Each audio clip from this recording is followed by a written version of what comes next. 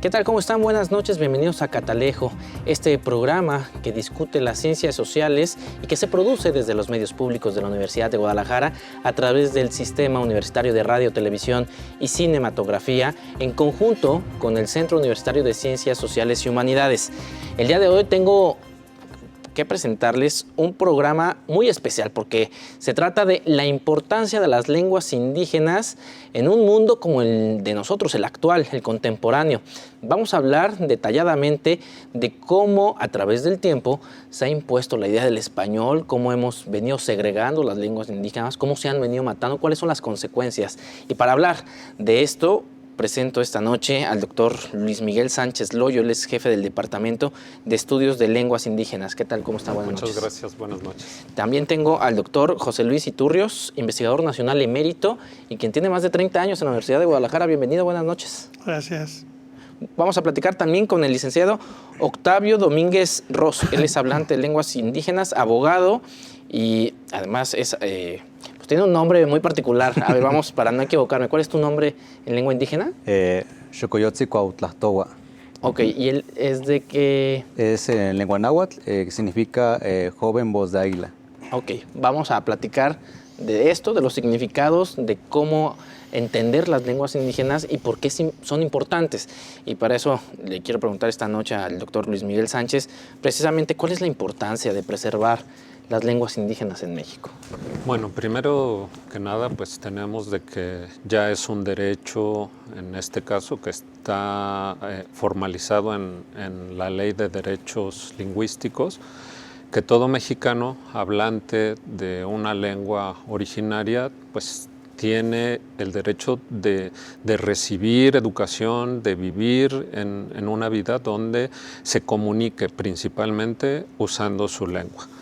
Entonces, bueno, esto es algo que ya lo tenemos considerado, pero también otro aspecto muy importante ya en términos de estudio es que el contraste entre las lenguas indígenas y otras lenguas nos permite entender mucho mejor ambas lenguas y cómo funcionan, cómo su estructura y cómo es su función. Doctor José Luis, platíquenos un poco, usted ha venido estudiando, ha venido a lo largo de estas 3 décadas o más de 3 décadas, cuáles son las variantes, se ha especializado en algunas lenguas, pero no siempre fue así de sencillo, quiero pensar, hablar de lenguas indígenas, por ejemplo, a principios de los 50, de los 60. ¿Cómo eran tratadas las lenguas indígenas antes? Ni en los 80. Yo llegué en el año 85 a México y pensaba ver indios por todos lados. Llegué a Guadalajara y pasaban los días y yo no veía ningún indio por ninguna parte, ¿no? Hasta que me fui enterando un poco de la situación, la historia, la composición social de la ciudad y todo eso. En esa época en Guadalajara no se veía un indígena por ningún lado. Era una ciudad de 1 millón de habitantes, una ciudad maravillosa para vivir, con la eterna primavera. Por ahí no había nada que alegar, todo el año la misma temperatura. Yo usaba camiseta todo el año y la sociedad fue cambiando y la ciudad en la medida en que ha ido cambiando el clima también, ¿no? Entonces hoy Guadalajara es una ciudad con muchos problemas, pero hay muchos indígenas que están por todos lados. ¿Y cómo es que se decide a estudiar las lenguas indígenas como una parte profesional de su vida? Bueno, yo estudié en Alemania, ahí me formé y era parte de era miembro de un proyecto de lingüística nuevo que trataba de buscar una salida a los modelos que había entonces, muy formalistas, sobre todo la gramática generativa, así llamada. Y pues me formé en el estudio de lenguas originarias, en tipología y la teoría de los universales, o sea, qué tienen en común las lenguas, cómo se pueden clasificar, qué es invariable en todas las lenguas y si es que hay algo. Y yo soñaba, nunca pensé quedarme allá, porque pues yo ya sabía demasiado sobre Europa y está todo demasiado bien organizado. Yo pensaba tomar vuelo y pensé en Perú, en las Islas Salomón y finalmente conocí a algún mexicano allá, que incluso fueron alumnos míos en el Instituto de Lingüística y con ellos empecé a hacer un trabajo de pesquisa, ¿no? ¿No hay indios en México? Los dos eran de Guadalajara y me decían, ay maestro, ¿cómo cree? Eso es del pasado, ¿no? Y bueno, pues eran de aquí de Guadalajara y como digo, eran una ciudad sin ningún contacto con las culturas indígenas, ¿no? En ese sentido era la ciudad menos apta para hacer trabajo de investigación, pero también era un campo abierto, no pisado, era libre. Y cuando hablamos con Raúl Padilla, que en ese momento estaba tratando de formar un departamento de investigación, ¿no? Pues inmediatamente dijo, claro que sí, bienvenidos. Y se formó el grupo inicial y así se ha ido desarrollando todo.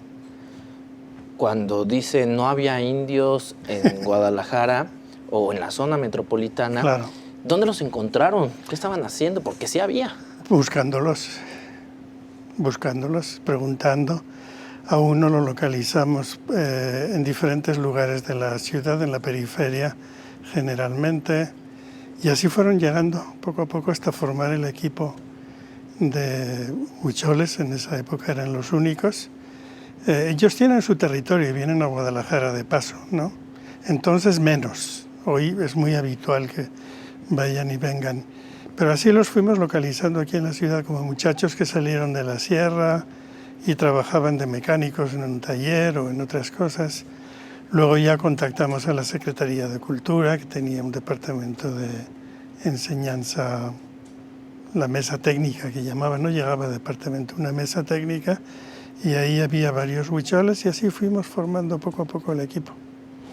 Perfecto. Vamos a ir regresando a esta parte histórica de cómo la universidad empieza a generar conocimiento, pero quisiera darle la palabra también a Octavio. ¿Tú de qué zona eres de México? Sí, yo soy originario de una comunidad que se llama Los Puentes, Miacapamitl, del estado de Hidalgo, en la Huasteca Hidalguense. Ya desde 2006 ando en Guadalajara, tengo ya más de 16 años trabajando con José Luis Torres Leza.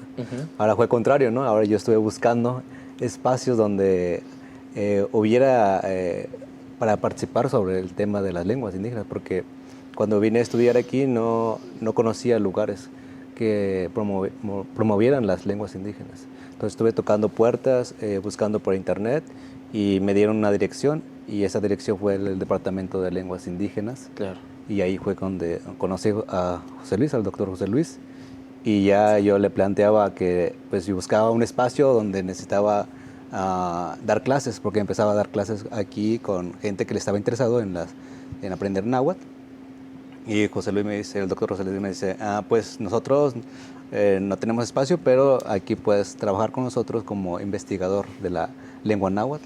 Y ahí me he formado con él. Gracias al doctor conozco mucho más sobre mi lengua, sobre el tema de la lingüística y también estudiar la carrera de abogado, pues creo que me ha ayudado mucho, ¿no? Para ahora mi experiencia.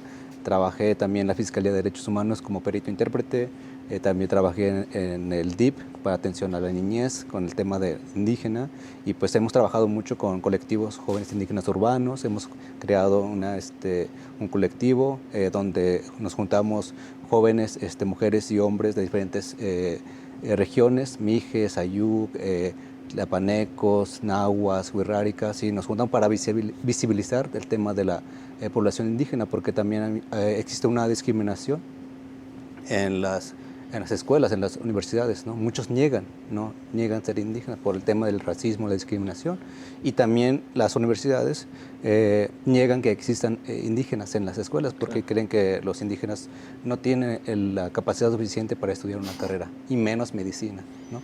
Octavio, si me lo permites, voy a tener que ir a una pausa. Voy a seguir haciéndote algunas preguntas de cómo es que descubres tú que quieres estudiar esta parte y que quieres desarrollarlo. Y también quiero regresar también con el doctor Luis Miguel Sánchez, porque precisamente vamos a empezar a problematizar el tema de las lenguas indígenas, la discriminación, tanto institucional como la personal que pueden llegar a vivir algunas personas. Vamos a una pausa, regresamos.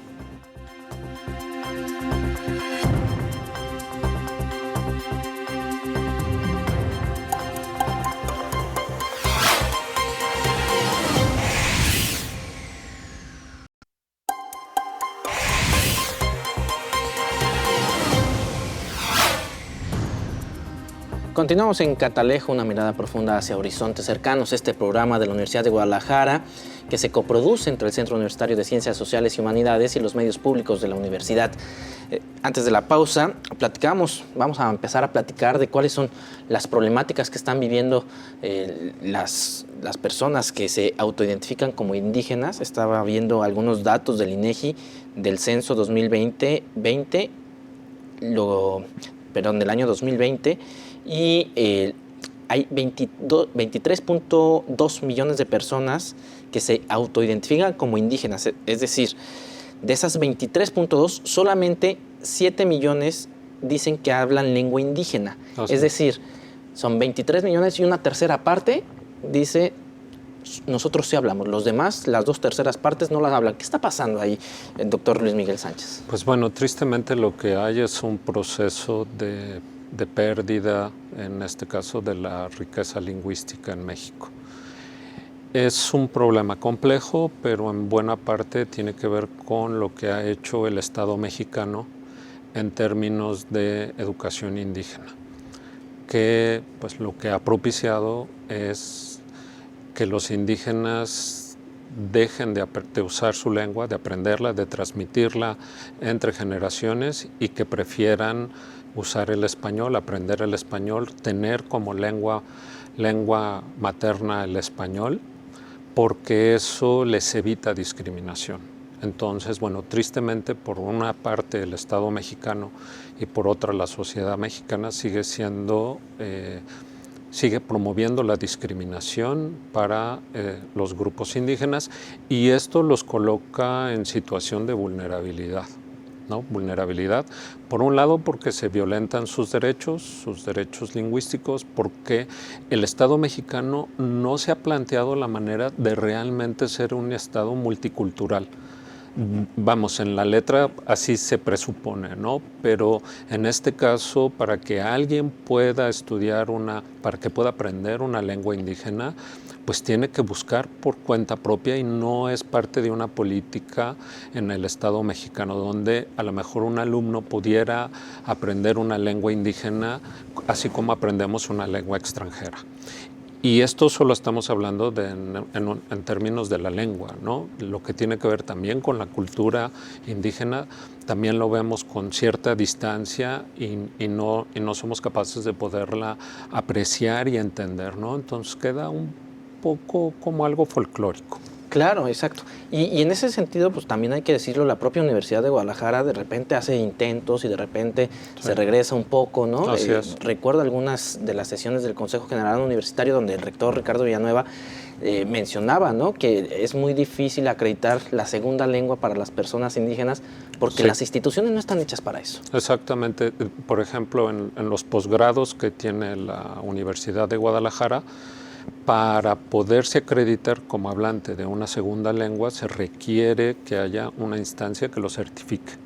Y en este caso, en la propia Universidad de Guadalajara no tenemos una instancia certificadora de que alguien habla una lengua originaria. Pero esto es un problema estructural, pues. Entonces, en los posgrados que se pide que hablen una segunda o una tercera lengua, bien podría ser una lengua originaria, y no es así.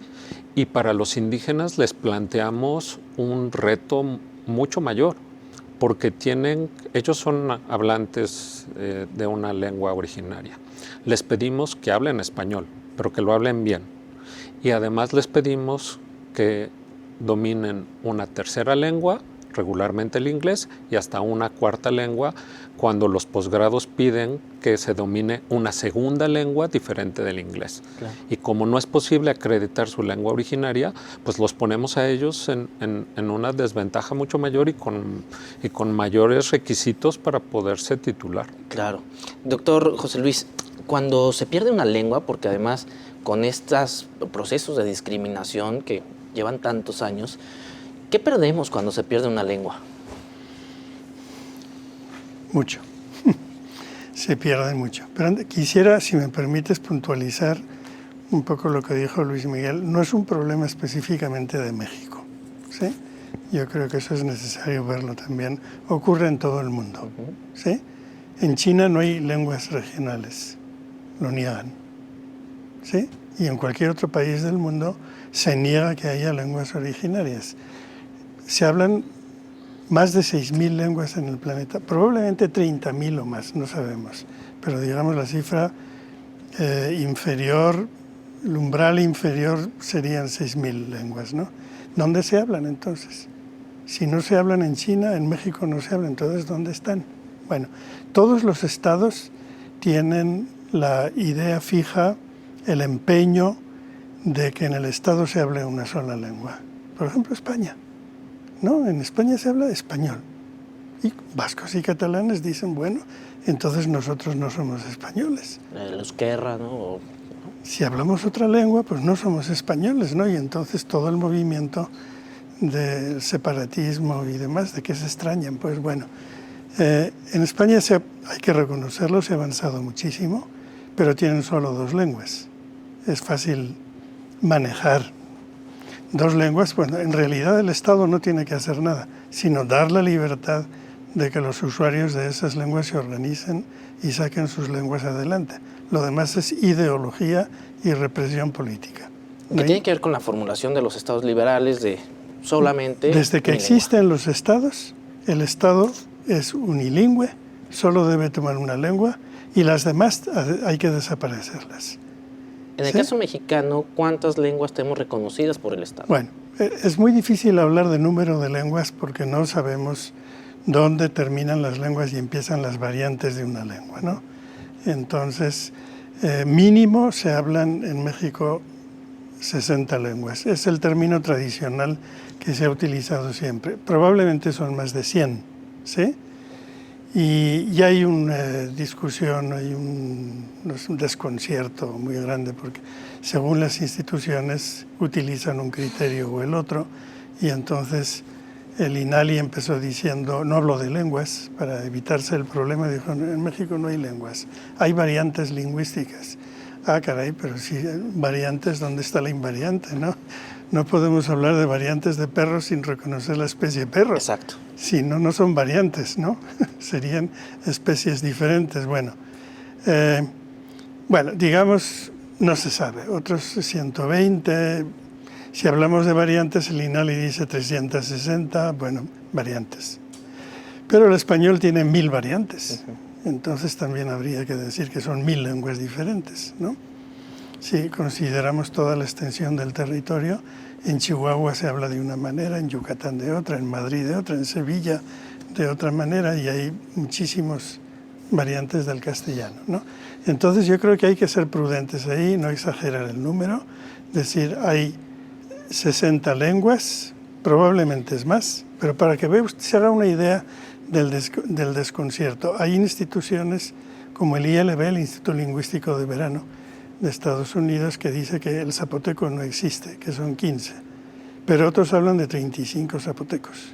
Nosotros tenemos un alumno zapoteco ahora que hemos tratado de formarlo bien para que sea él, bien formado lingüísticamente, quien decida en un futuro cercano o lejano, no importa, cuántas variantes del zapoteco hay, cuántas se pueden considerar variante de una misma lengua y cuántas de plano son ya lenguas diferentes, ¿no? Pero no se vale tomar posturas previas a la investigación y tomar posturas exageradas por un lado o por el otro. En España no se hablan solo 3 lenguas, como yo decía antes. Hay una lengua que se habla en la frontera entre Portugal y España, en Extremadura, que ya ha sido reconocida por la UNESCO como una variante diferente del castellano, como una lengua. Y si se analizaran todas las variantes del castellano que hay en España, lo que hoy consideramos todavía variantes probablemente nos daría un número más elevado de lenguas. Voy a tener que ir de nuevo a una pausa y voy a regresar con Octavio precisamente para que nos hable de esto de las cosmovisiones, qué hay detrás de cada lengua y ahora sí, qué perdemos cuando se pierde una lengua. Volvemos.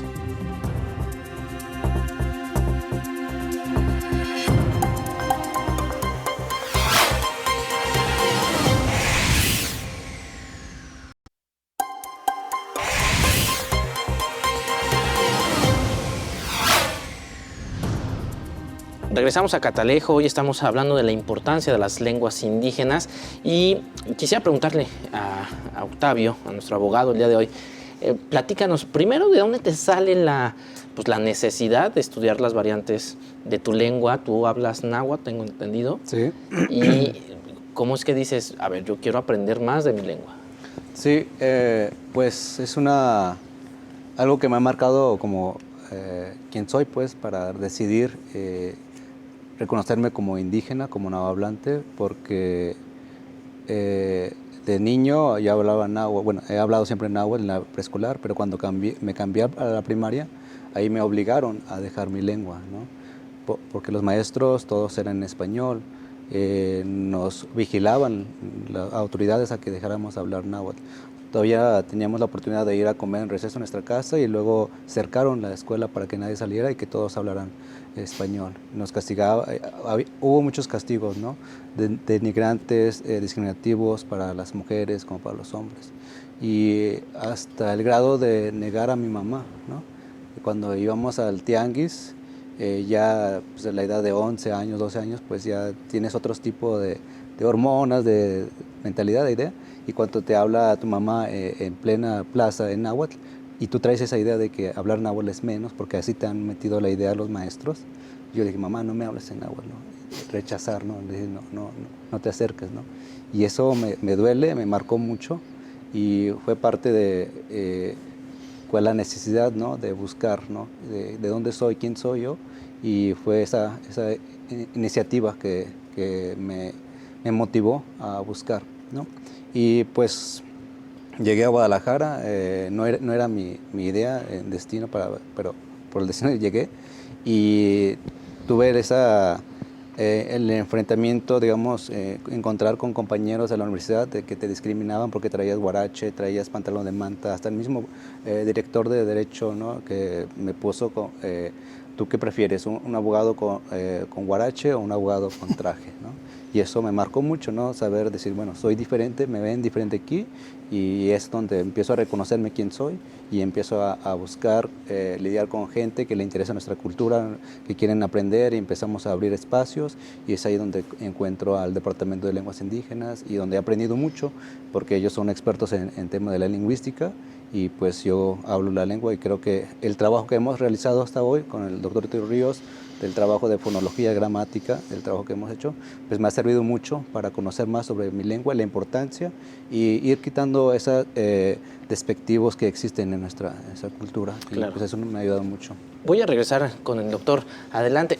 ¿Qué es lo que han aprendido, por favor, en estos 30 años, 35 años que tiene el departamento? Y sobre todo, pues a matizar, como usted dice. Bueno, he aprendido mucho, desde luego. No tanto en la mentalidad, porque yo ya estaba mentalizado como persona de origen vasco de la importancia de las lenguas minoritarias y demás. Pero, bueno, él y yo estamos escribiendo una gramática del náhuatl juntos. La hacemos juntos. Yo no tengo informantes, no quiero tenerlos, no busco a la gente para hacerle preguntas, sino que juntos, con lo que él sabe y lo que yo sé, estamos haciendo una gramática del náhuatl que es, no sé, para mí es algo maravilloso. Son 4 volúmenes, llevamos escritas más de 1000 páginas ya, y estamos organizando toda esa inmensa información que tenemos sobre la lengua de una manera didáctica, que lo pueda entender sobre todo aspirantes a ser maestros como él. Queremos formar gente con ella que aprendan a enseñar su lengua, primero que aprendan cómo es su lengua y aprendan a enseñarla. Y seguimos un método que es contrastivo, es decir, contrastando siempre con español, ¿no? Porque, bueno, él y yo nos entendemos bien en eso. La cognición humana se basa en el contraste. Si no hay contraste, no vemos, ¿no? Por ejemplo, hay gente que si no hay contraste en la visión no puedes distinguir una cosa de otra. Y cognitivamente en general es así. Entonces, la mejor manera de saber cómo es su lengua es contrastándola con la mía, y al revés. Es una relación circular. La mejor manera de saber cómo es mi lengua es contrastándola con la de él. Las gramáticas del castellano adolecen de que nunca nacieron de un método contrastivo. y no hay una buena gramática del castellano. Hay que decirlo, ¿sí? La gramática del castellano está por escribir todavía. Sí, si me lo permite, doctor, voy a pasar con el doctor Luis Miguel, porque precisamente quisiera hablar ahora de lo difícil que puede llegar a ser traducir las lenguas indígenas, porque precisamente pues, nuestra concepción del mundo está pensada en español. Sí, y yo creo que tiene que ver también con las características propias de la lengua, ¿no?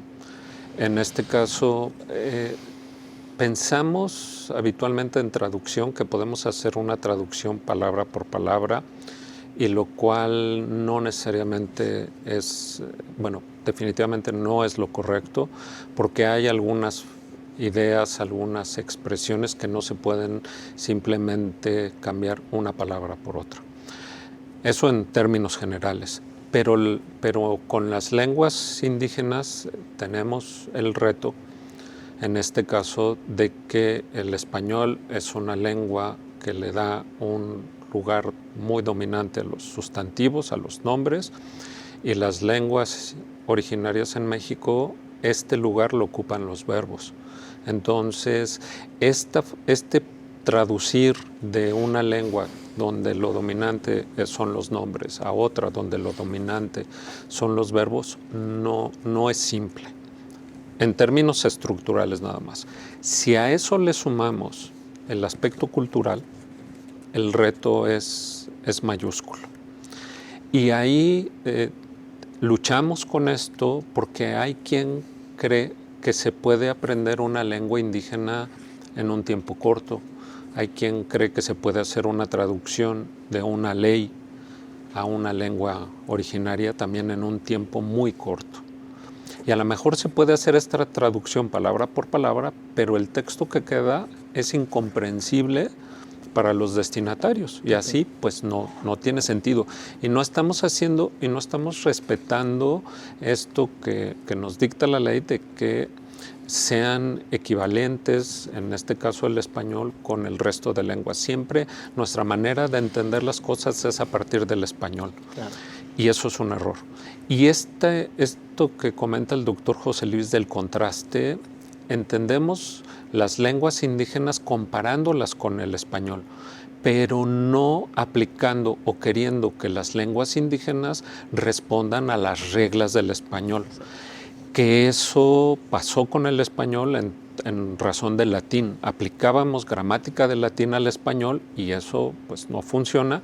Y si seguimos con este rol, vamos a castellanizar la gramática de las lenguas originarias y va a ser una cosa que no responde a lo que las lenguas son. Perfecto. Voy a tener que ir de nueva cuenta a una pausa y quiero regresar otra vez con Octavio para que nos platique casos prácticos que ustedes han podido ver, me imagino que en la abogacía, lo difícil o complicado que puede llegar a ser defender a alguien en otra lengua, donde además está toda esta parte de ni siquiera podemos traducir completamente los casos, ¿no? Vamos a ir a una pausa, regresamos.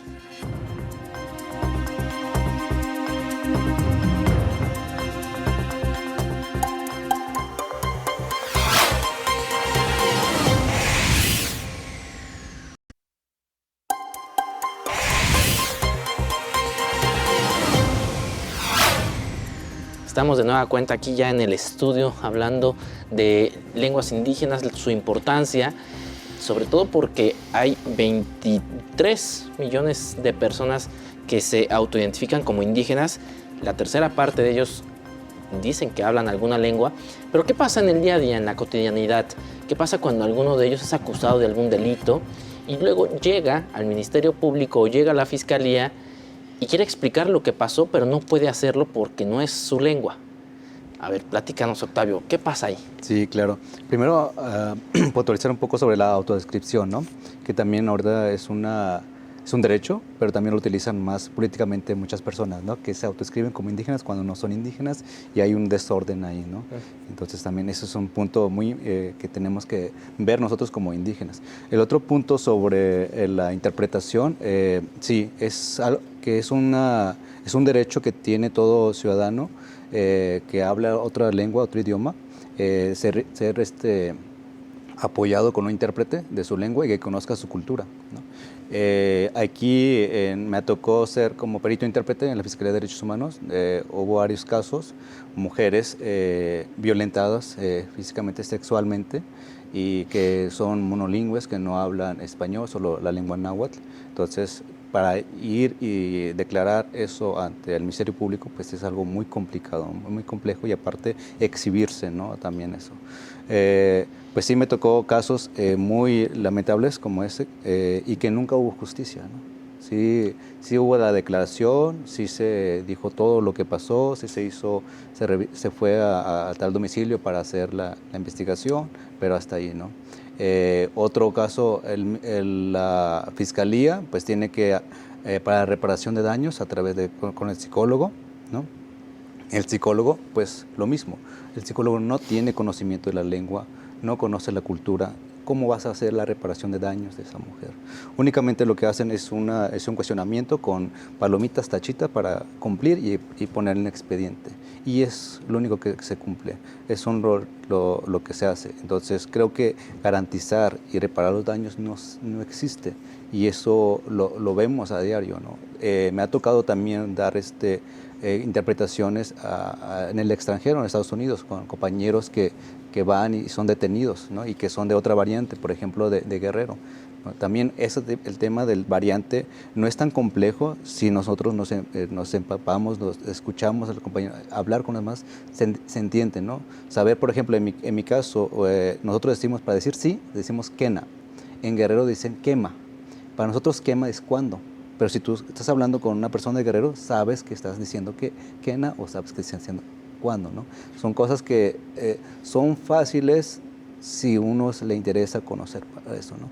También nosotros nos ponemos barreras de que es muy difícil porque es otra lengua, es otra variante, pues nos cerramos nosotros, ¿no? Claro. Sí es muy complejo el tema, el de la interpretación, y son violaciones a otros derechos, ¿no? Es una violación al derecho lingüístico, pero también violentan otros derechos, derecho a la educación, derecho al trabajo, derecho a la salud, ¿no? Mucha gente muere porque no son atendidos como deben ser. ¿Por qué? Porque también los doctores, digamos, no entienden, ¿no? Debería haber un personal ahí que sepa de la lengua para poder ayudar. También el tema de las parteras, ¿no?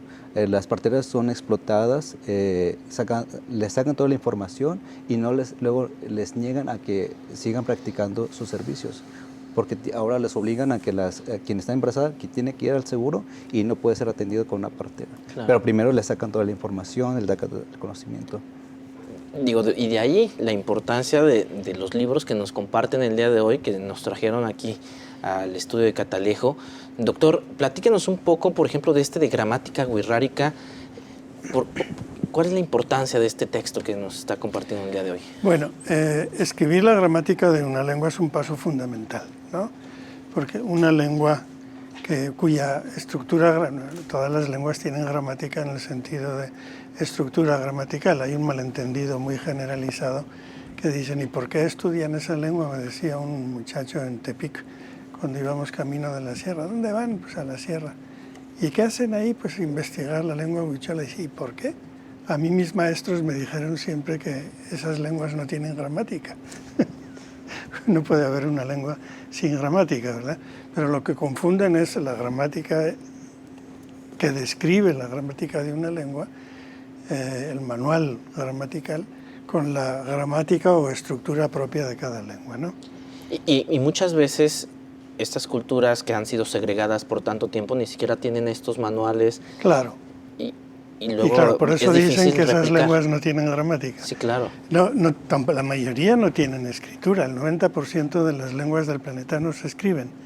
Pero eso no quiere decir que les falte algo. La escritura es algo cultural que si no tienen un sistema escolar y demás, no la necesitan, ¿no? La escritura nace con la complejización de las sociedades.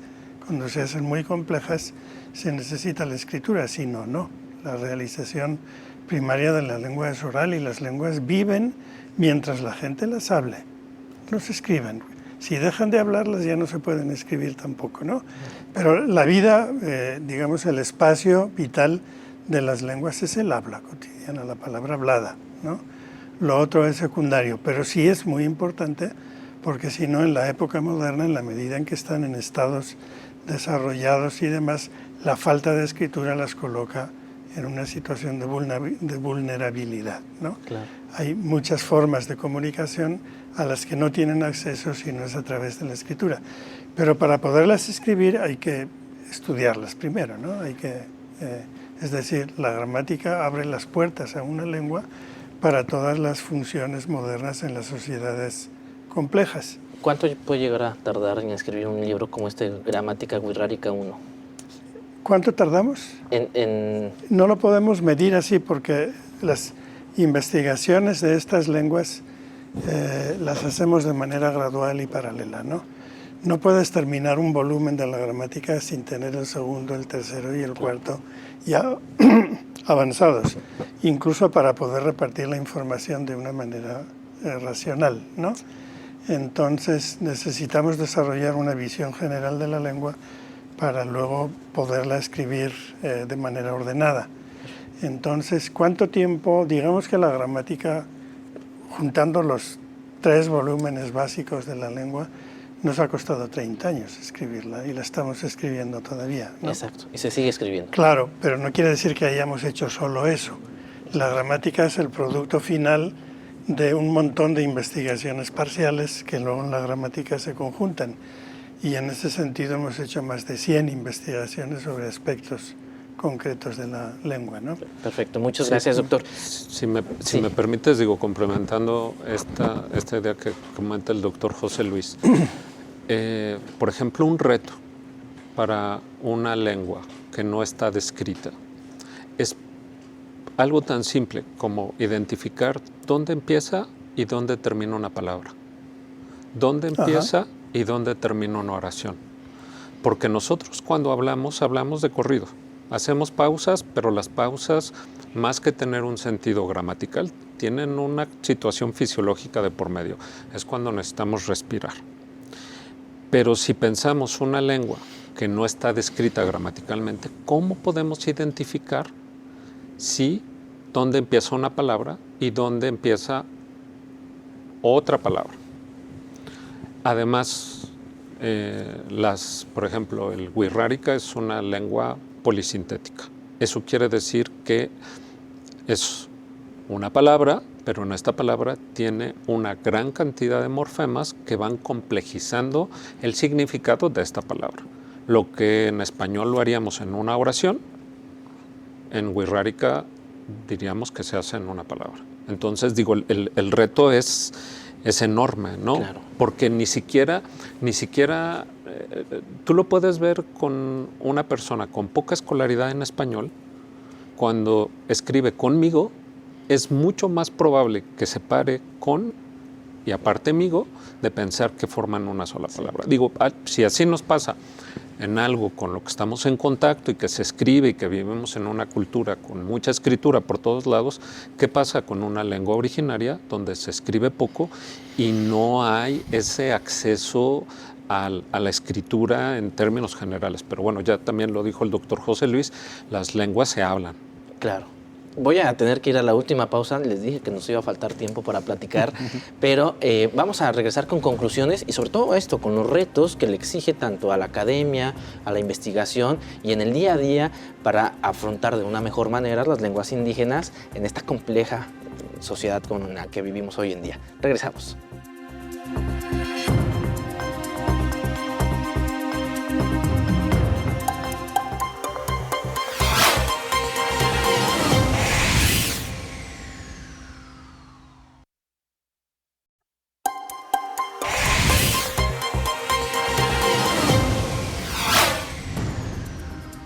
La importancia de las lenguas indígenas es el tema del día de hoy aquí en Catalejo.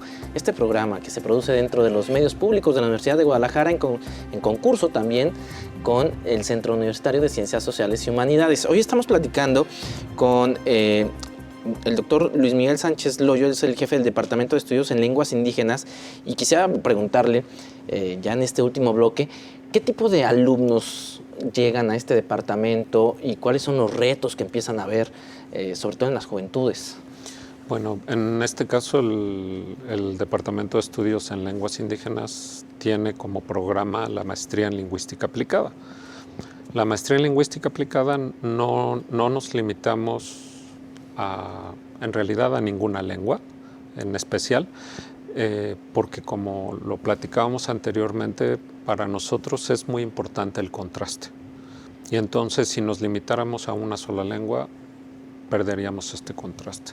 Entonces nuestros alumnos igual estudian español, inglés, francés, estudian náhuatl, pueden estudiar tlapaneco, wixárika, zapoteco, purépecha. Entonces, bueno, depende de esto. También lo que buscamos es que eventualmente nuestros alumnos, alguno, provenga de algún grupo originario, en este caso que sea un hablante de una lengua indígena, porque es muy complicado que alguien que no habla la lengua tenga acceso de ella en un tiempo tan corto como es un posgrado, ¿no? En este caso de 2 años. En este caso el doctor José Luis lleva trabajando 30 años en una lengua, y entonces en realidad hacer una descripción de una lengua es un trabajo a largo plazo, que también eso es algo muy importante. Estamos acostumbrados a pensar en plazos relativamente cortos y que podemos hacer como una gran generación del conocimiento en un tiempo bastante acotado, pero no es tan simple como eso, y además que los procesos que realmente creemos que pueden ayudar a la revitalización de las lenguas indígenas también son procesos en el mediano y en el largo plazo. Los maestros que enseñan lenguas indígenas están formados en español. Claro. Entonces ahí tenemos un reto. Las escuelas indígenas difícilmente son bilingües, o sea, donde se enseñan igual cantidad de contenidos en lengua originaria y en español. Más bien tienden a ser monolingües, y la lengua originaria se enseña como si fuera lengua extranjera. Exacto. Entonces, bueno, pues ahí tenemos una gran cantidad de retos, y nuestros alumnos van sumando en esto de generar pequeños conocimientos, y creemos que para aquellos que son hablantes de una lengua originaria los capacitamos más para que puedan hacer investigación en lingüística y que luego ellos profundicen en su lengua. Perfecto. Y en ese sentido, doctor, los retos en el campo de la investigación académica, ¿hacia dónde van? ¿Cuáles son las variables que tendríamos que estar considerando de cara a los siguientes años, a las siguientes generaciones? Pues hay que tomarse la investigación en serio, ¿no? Y tomársela en serio significa dedicar toda una vida a una lengua. Yo cuando he tenido alumnos que quieren aprender, les digo, mira, si quieres realmente dedicarte a una lengua, te tienes que casar con ella y serle fiel el resto de tu vida, ¿sí? Porque si le vas a dedicar un año o un rato, no vale la pena que empieces, ¿sí? Las cosas son tan complejas que si no les dedicas toda la vida no has hecho nada, ¿sí? Entonces, ese es el reto. Hay que dedicar mucho esfuerzo, muchos recursos de todo tipo, humanos, materiales, a la investigación de las lenguas de México y crear especialistas. Yo creo que al menos cada lengua de México debería tener un buen lingüista para poner en camino, poner en marcha pues un proyecto nacional.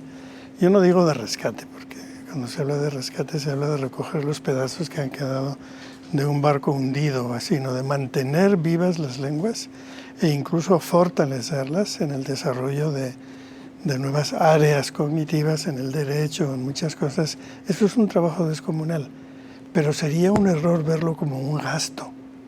Eso no es un gasto, es una inversión en un futuro mejor, ¿no? Donde las gentes, todo el mundo pueda estar orgulloso de su lengua, y es lo primero que hay que rescatar con los indígenas, rescatar el orgullo de serlo. Perfecto. ¿Sí?